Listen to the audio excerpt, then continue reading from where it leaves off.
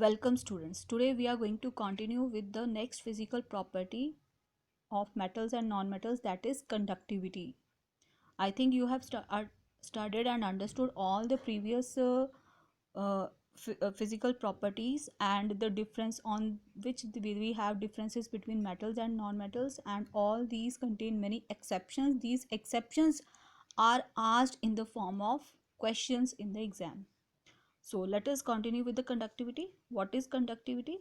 It is the ability of materials to transfer heat energy or electrical current from one point to another. You have studied about conductivity, heat conductors, about electrical conductors. So same is the concept here. Thermal conductivity. Thermal means heat. So we have two types of conductivities. One is thermal conductivity and other is electrical conductivity. Thermal conductivity is related with conduction of heat, and electrical conductivity is related with the conduction of electricity. So first, about thermal conductivity. The thermal conductivity of a material is a measure of a ease with which heat energy can flow through it.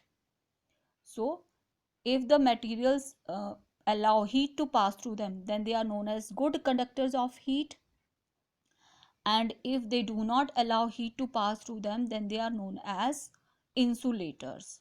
So all metals, they are very good conductors of heat. That's why they are used for making cooking utensils and water boilers.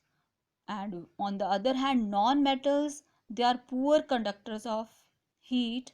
They do not have the property of thermal conductivity. That's why they are not used for making cooking utensils.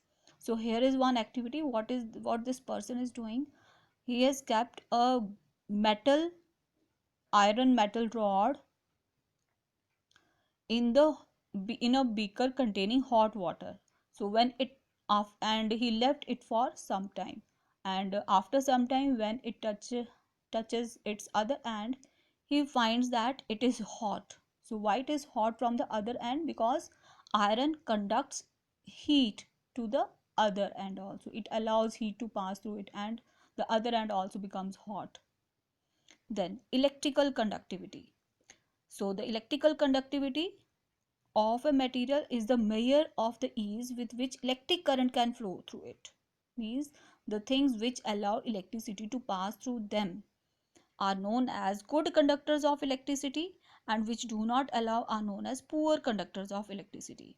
You might have made many electric circuits in 6th and 7th class. Simple electric circuits you always make. So in those simple electric circuits you use wires, and these wires are made up of metals की बनी होती है wire, for example copper की बनी होती है. So and we found that the glowing of bulb indicates that this wire has conducted electricity, means it allows electricity to pass through it. So it means this copper is a good conductor of electricity. Similarly, all metals are good conductor of electricity.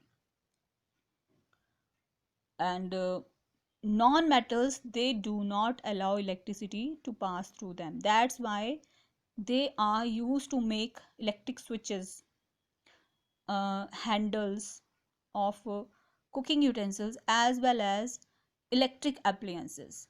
So electric appliances के जो handles हैं या फिर switches जो हैं वो plastic के बने होते हैं, because plastic is a और प्लास्टिक इज बेकिलाइट के, प्लास्टिक के, मेलामाइन के, because these are poor conductors of electricity and they are mainly insulators. But here we have one exception. Non-metals do not conduct electricity, but we have one non-metal, that is graphite, which is a form of carbon. It is a good conductor of electricity and it is used in batteries. Where it is used? It is used in batteries. Next property is sonorosity. So sonorosity, when a piece of metal is struck with something hard, a ringing sound is produced. This property of metals is known as sonorosity. So let us demonstrate sonorosity. So sonorosity means that whenever any metal piece is struck with something hard, a ringing sound is produced. See, This is a glass made up of metal. When I strike hard with this pencil, a ringing sound will be heard. See, a sound remains for some time. A ringing sound is heard. This sound is known as, this property of metals is known as sonorosity.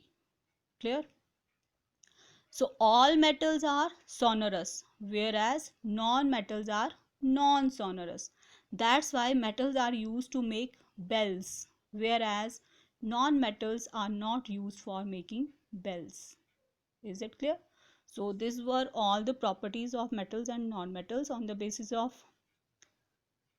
differences on the basis of physical property. So tomorrow we'll discuss them again in detail with exceptions on and how the questions come in exam.